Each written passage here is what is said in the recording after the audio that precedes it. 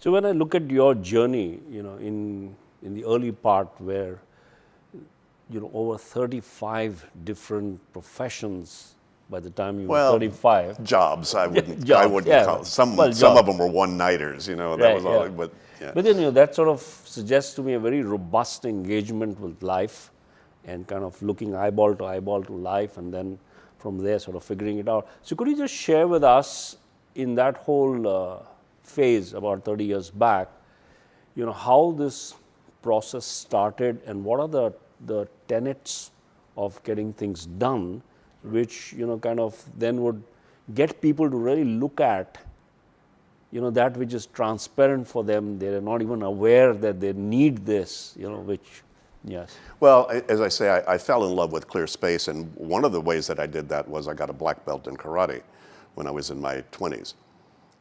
And in the martial arts, at least at the higher levels of training, there are a lot of meditative kind of practices. There may be a spiritual component, but there's a very practical component. If 4 people jump you in a dark alley, you do not want 2,000 unprocessed emails somehow hanging in your psyche. You need to be clear, and you need to be clear, and you need to be clear. And so that ability to be able to focus rapidly and to refocus rapidly was something I tasted in the martial arts. Then when and also my own meditative and spiritual practices, which I've been doing for 50 years. And that, as I began to get into the professional world and my world got more complex, I saw how quick it was to screw up clear space because of how many plates you have start spinning in the air. And as you get more seniors and more responsible, you got a lot more ambiguous things that are not clear that could probably take up a lot of brain space. So I said, how do I somehow keep the professional world growing and getting more complex and keep the clear space? And that's where I got very hungry to find out what these techniques were. And I had several mentors that taught me various pieces of this.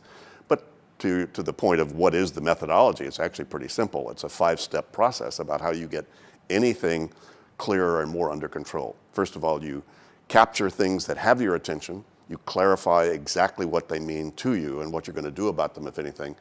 You then have some sort of a trusted system and an organizational tool to manage the things you can't finish in the moment, that holds the context and the content of all of your commitments at multiple levels. Then you build a reflection process about all of that on some consistent basis. So then step 5 is you engage with a trust that now I've looked at all of that, here's the thing to do, as opposed to driven by latest and loudest and hope that was the right thing to do. So it's just making it a lot more conscious process of how you do what you do. So there's capture, clarify, organize, reflect, and engage. That's how you get your kitchen under control, how you get your company under control. It's how you get your consciousness under control.